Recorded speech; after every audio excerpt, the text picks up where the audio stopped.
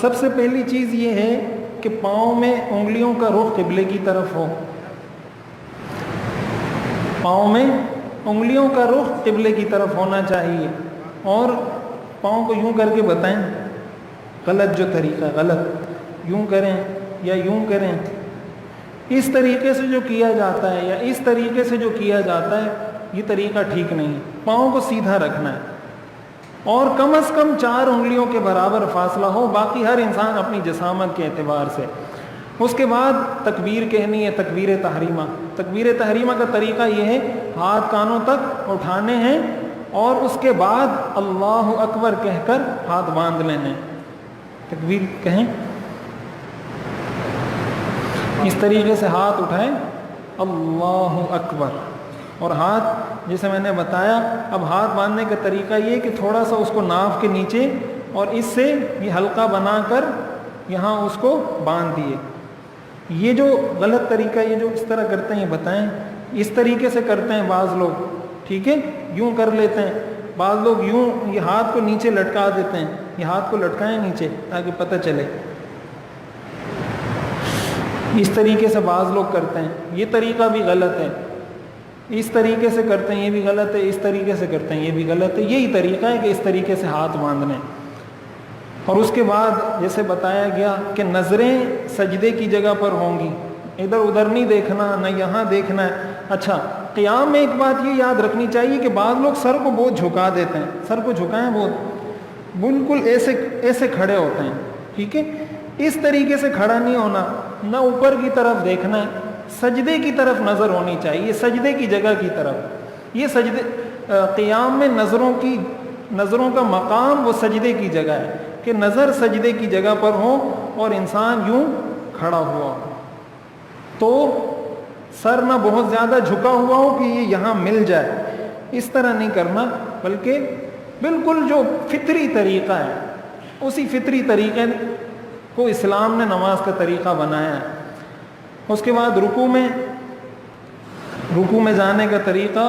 اب رکوع میں اس چیز کا یہ کہ انگلیاں آپ کی کھلی ہوئی ہوں، انگلیاں کھلی ہوئی ہوں گی اور اس کے ذریعے سے گھٹنے کو پکڑا ہوا ہے، گھٹنے کو پکڑا ہوا ہے. اس طریقے سے گھٹنے کو انہوں نے پکڑا ہوا ہے.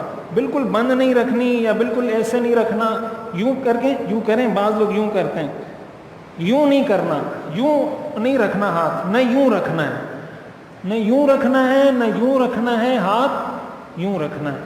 اور اس میں یہ چیز کہ یہ الگ ہو بالکل اس طریقے سے کہ یہ آپ کا ہاتھ یہاں سے الگ ہو، یہاں بالکل واضح فاصلہ ہو، یہاں بالکل واضح فاصلہ ہو، اور یہ ٹانگیں بالکل سیدھی ہوں، یہاں پہ کوئی خم نہ ہو، یوں تھوڑی سی آگے نکلی ہوئی نہ ہو.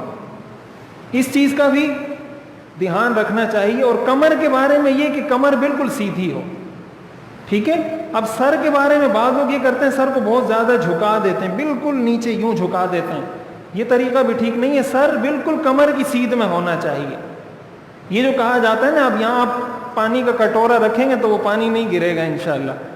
مقصد یہ کہ اس طریقے سے کمر انسان کی سیدھی ہونی چاہیے. یہ سجدے کا طریقہ ہے. اور رکوع میں بھی پاؤں بالکل اسی طرح ہونے چاہیے جس طرح قیام کی حالت میں. اس کے بعد سمع اللہ لمن حمیدہ کہہ کر کھڑے ہونا ہے. اب سمع اللہ لمن حمیدہ انہوں نے کہا اور کھڑے ہو گئے. اس کے بعد ربنا لک الحمد اور ہاتھ کھلے چھوڑے ہوئے ہیں. اس کے بعد ربنا لک الحمد حمدا کثیرا، وہ جو دعائیں میں نے بتائی تھیں وہ ساری دعائیں. اس کے بعد سجدے میں جانا ہے. سجدے میں جانے کا طریقہ یہ ہے کہ جھکنا نہیں ہے، پہلے سے ہاتھ پہلے نہیں رکھنے، ہاتھ پہلے زمین پر نہیں رکھنے، بلکہ پہلے گھٹنے رکھنے ہیں، اس کے بعد ہاتھ رکھنے ہیں، اس کے بعد سر رکھنا ہے. یہ نماز میں سجدہ کرنے کا طریقہ ہے. اور کمر کو پہلے نہیں جھکانا. جب یہاں پہنچ جائیں یہاں اب کمر کو جھکانا ہے، پہلے نہیں جھکانا. اب آپ کریں سجدے میں جائیں. ٹھیک ہے. تو انگلیاں ہیں، انگلیاں 10 کی 10 قبلہ رخ ہونی چاہیے. اب بعض لوگ کیا کرتے ہیں کہ انگلیوں کو بالکل آپ سیدھا کریں، پاؤں کو بالکل سیدھا رکھتے ہیں اس طریقے سے، یا بالکل صرف انگوٹھا لگا ہوتا ہے، بالکل انگوٹھا لگایا ہوتا ہے. تو صرف انگوٹھا لگانا یا انگلیوں کو کھڑا رکھنا یہ خلاف سنت ہے. سنت طریقہ یہ ہے کہ انگلیوں کا رخ بالکل جیسے انہوں نے کیا ہوا ہے، ساری انگلیاں قبلہ رخ ہوں. اچھا ایک بات سجدے کے اندر یہ بھی حدیث میں آتا ہے کہ یہ ٹانگ کو ٹانگ سے ملائیں، کہ آپ کے ٹخنے سجدے میں دونوں ٹخنے ملے ہوئے ہوتے تھے. حدیث شریف میں آتا ہے کان یلصق کعبیہ الکعبین بین الکعبین، کہ آپ دونوں ٹخنوں کو ملاتے تھے. تو اس طریقے سے ملا کر اور 10 کی 10 انگلیوں کا رخ قبلے کی طرف ہونا چاہیے، اور آپ اس طرف رخ کریں عدنان تاکہ یہ ہاتھ کا رخ بھی سمجھ میں آئے. اب جب سجدے سے اٹھیں گے تو اس طریقے سے اٹھ کے اب یہ ایک دایاں پاؤں ہے یہ انہوں نے کھڑا کیا ہے اور بایاں پاؤں بچھایا ہوا ہے. دایاں پاؤں کھڑا کیا ہے اور بایاں پاؤں بچھایا ہے، اور اس کے بعد اس طرف رخ کریں تاکہ اب دوسری سمجھ میں آئے. سجدہ دوبارہ کریں تاکہ ہاتھوں کا پتہ چلے کہ ہاتھ کہاں رکھنے. ہاں سجدہ یہیں پہ کریں، نہیں بس یہیں پہ، وہ تو باقی تو دیکھ لیا. اب دیکھیں یہ جو ہاتھ ہیں، اب یہ ہاتھ یہاں سر 2 ہاتھوں کے درمیان میں ہے. نہ تو یہ کرنا ہے کہ ہاتھ یہاں پہ رکھے ہوئے ہوں، یہ بات سمجھ میں آ رہی ہے، اور نہ یہ کرنا ہے کہ ہاتھ یہاں پہ رکھے ہوئے ہوں. یہ طریقہ ہے کہ سر دونوں ہاتھوں کے درمیان ہو، اور یہ انگلیوں، یہ انگوٹھے کی لوب، انگوٹھے کے ساتھ آپ کی کانوں کی لو یہ ایک سیدھ میں آ جائے. یہ بات سمجھ میں آ گئی. اس طریقے سے سجدہ کرنا ہے. تو پیر کا طریقہ تو بتا دیے کہ پیر کس طریقے سے کھڑے کرنے ہیں، کس طریقے سے قبلہ رخ کرنے، اور ہاتھوں کی یہ پوزیشن ہوگی کہ سر دونوں ہاتھوں کے درمیان ہوگا. اب جب بیٹھیں گے سجدے سے تو اب آپ بیٹھیں تاکہ ہاتھوں کا پتہ چلے کہ ہاتھ کہاں رکھنے ہیں. اب یہ ہاتھ یہاں رکھنے ہیں تاکہ یہاں جہاں گھٹنا ختم ہو رہا ہے وہاں انگلیاں ختم ہوں. اب بعض لوگ یہ کرتے ہیں کہ بہت پیچھے رکھ دیتے ہیں، بعض لوگ یہ کرتے ہیں یہاں پہ رکھ دیتے ہیں. یہ دونوں طریقے خلاف سنت ہیں. جہاں یہ ختم ہو رہا ہے وہاں پر آپ ہاتھ رکھیں گے، وہاں پر آپ کی انگلیاں ختم ہوں گی. یہ سنت طریقہ ہے. اور اس کے بعد دوسرا سجدہ کرنے کے بعد جب اٹھتے ہیں سجدہ کریں، اس کے بعد دوسرا سجدہ اللہ اکبر کہہ کر سجدے میں گئے. اب کھڑے ہونا ہے دوسری رکعت کے لیے، تو اس میں زمین کا سہارا نہیں لینا اور گھٹنوں کا سہارا لے کر کھڑے ہونا ہے اس طریقے سے، اور پھر کھڑے ہو کر ہاتھ باندھنے ہیں. یہ بات سمجھ میں آ گئی؟ اس میں کسی کو کوئی ابہام، کوئی ایسی چیز تو نہیں ہے جو سمجھ میں نہ آئی ہو. اب اس کے بعد آپ بیٹھیں، تشہد میں انگلی کا اشارہ کر کے وہ بھی بتائیں تاکہ انگلی کا اشارہ کس طریقے سے کیا جاتا ہے. اب جیسے آپ پڑھ رہے ہیں التحیات للہ والصلوات والطیبات، السلام علیک ایھا النبی ورحمۃ اللہ وبرکاتہ، السلام علینا وعلی عباد اللہ الصالحین. اب انگلی کو اٹھائیں گے اشہد ان لا الہ الا اللہ. تو لا الہ پر اس کو اٹھا دینا ہے اور اس طریقے سے یہ حلقہ بنانا ہے. یہ دونوں انگلیوں کو بند کر کے اور اس سے یہ حلقہ بنایا، لا الہ پر اٹھایا، الا اللہ پہ اس کو گرا دیا، پھر آخر تک اسی طرح رہے گا. اگر قاعدہ اخیرہ ہے اس میں بھی، قاعدہ اولا ہے تب بھی کھڑے ہونے تک یہ اسی طرح رہے گا. اور اس کے بعد آخر میں جب سلام پھیرا جاتا ہے تو سلام کندھوں پہ جیسے میں نے بتایا کہ نظر رکھنی ہے اور السلام علیکم کہنا ہے. بعض لوگ 2 سلاموں کے درمیان وقفہ کرتے ہیں، یعنی یوں کیا السلام علیکم ورحمۃ اللہ، اس کے بعد تھوڑی دیر کے لیے سامنے دیکھتے ہیں، رکتے ہیں، السلام علیکم ورحمۃ اللہ، اس کے بعد یوں رکتے ہیں، پھر کہتے ہیں السلام علیکم ورحمۃ اللہ. یہ طریقہ غلط ہے. بس یہ اسی طرح یہ موومنٹ میں ہی رہے گا، یہ حرکت میں ہی رہے گا، سر روکنا نہیں ہے بیچ میں. یہ السلام علیکم ورحمۃ اللہ، اب جب گھمانا شروع کیا تو گھما دیں. اب یہ گھمانے کے بعد یہاں آ کے روکے نہیں، اس کے بعد یوں نہیں کریں. جب یہاں سے گھمانا شروع کیا تو آخر تک اس کو یوں گھما دیں اور اس طریقے سے نماز مکمل ہو جائے گی.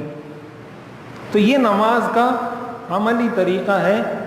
اب آپ حضرات نے پریکٹیکلی اگر وضو نہیں ہے تو وضو کریں اور 2 رکعت نماز پڑھیں اس دھیان کے ساتھ کہ میری کہاں غلطی ہو رہی ہے، کہاں کوئی گڑبڑ ہو رہی ہے، کوئی ایسی چیز ہے تو وہ پوچھ لیں، تاکہ جو بھی ابہام ہے وہ چیز دور ہو جائے اور آئندہ کے لیے۔ اور یہ چیز میں نے پریکٹیکلی اس لیے سمجھائی، صحابہ کرام رضوان اللہ علیہم اجمعین پریکٹیکلی نماز پڑھا کر سمجھایا کرتے تھے۔ حضرت عبداللہ ابن مسعود رضی اللہ تعالیٰ عنہ کے بارے میں آتا ہے کہ وہ بتایا کرتے تھے الا اصلی بکم صلاۃ رسول اللہ، کیا میں تمہیں حضور علیہ الصلاۃ والسلام کی طرح نماز پڑھ کے نہ بتاؤں؟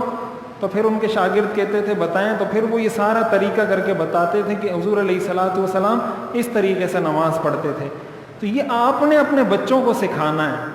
خواتین کا طریقہ بھی عملی طور پہ یہاں میں کر کے دکھا دیتا ہوں، تاکہ بعد میں اگر کہیں خواتین کو ضرورت پڑتی ہے ان کو، تو خواتین کے لیے ایک تو یہ بات یاد رکھیں کہ اگر چادر پہنی ہوئی ہے تو چادر سے ہاتھ باہر نہیں نکالیں گی، مگر مرد نے چادر پہنی ہوئی ہے وہ ہاتھ باہر نکالے گا چادر سے اور پھر اللہ اکبر کہے گا۔ عورت چونکہ دوپٹہ پہنتی ہے اور دوپٹہ پہنے رکھتی ہے تو اس نے ہاتھ باہر نہیں نکالنے، چادر کے اندر سے ہی کندھے تک ہاتھ اٹھا کر اللہ اکبر کہہ کر سینے پر ہاتھ باندھنے ہیں۔ ٹھیک ہے، آپ کریں، کندھے تک ہاتھ اٹھائیں اور پھر سینے پر یہاں ہاتھ باندھیں گی، اس طریقے سے سینے کے اوپر ہاتھ باندھیں گی، ہتھیلی کے اوپر ہتھیلی آ جائے گی، اور اپنی ثنا باقی جس طریقے سے پڑھا جاتا ہے۔ دوسرا فرق ان کا رکوع میں ہوتا ہے۔ رکوع میں فرق یہ ہوتا ہے کہ مرد تو بالکل کمر سیدھی کرتا ہے اور یہ گھٹنے یہ بالکل سیدھے ہوتے ہیں، عورت کمر بالکل سیدھی نہیں کرے گی، بلکہ اتنا جھکے کہ ہاتھ یہاں پہنچ جائیں، بس اتنا جھکنا ہے کہ ہاتھ یہاں تک پہنچ جائیں، اس نے کمر سیدھی نہیں کرنی، اس طریقے سے اس نے جھکنا ہے۔ یہ کر کے بتائیں۔ اور دوسرا کام یہ کرنا ہے کہ تھوڑے سے گھٹنوں میں خم ہو، آگے کی طرف نکلا ہوا ہو، تھوڑا سا اس کو آگے نکالیں، ہاں اس طریقے سے بالکل یہاں پہنچ کے اس کو تھوڑا سا خم دیں گے گھٹنوں میں، تاکہ گھٹنے تھوڑے سے آگے نکل جائیں۔ اور سجدے میں بھی ایک فرق ہے، سجدے میں جائیں، یہ دونوں پاؤں دائیں طرف نکالے، دائیں طرف دونوں پاؤں نکال دیے، اور اس کے بعد وہ سجدہ کریں گی۔ سجدہ اس طریقے سے کریں گی کہ ہاتھ زمین سے چپکے ہوئے ہوں گے، ہاتھ زمین سے چپکے ہوئے ہیں اور پیٹ رانوں سے ملا ہوا ہے، ہاتھ زمین سے چپکے ہوئے ہیں بالکل اور پیٹ رانوں سے ملا ہوا ہے۔ اس کے بعد وہ جلسہ کریں گی، تو جلسے کا بھی یہی طریقہ ہوگا کہ دونوں پیر دائیں طرف نکلے ہوئے ہیں اور وہ جلسہ کریں گی۔ قاعدے میں بیٹھنے کا طریقہ بھی یہ ہے اور باقی سارا نماز کا طریقہ یہی ہے۔ تو یہ سجدے میں فرق ہے، رکوع میں فرق ہے، ہاتھ اٹھانے کے طریقے میں فرق ہے، یہ بنیادی اور جہاں جہاں ہے وہ میں نے بتا دی ہیں تفصیل سے۔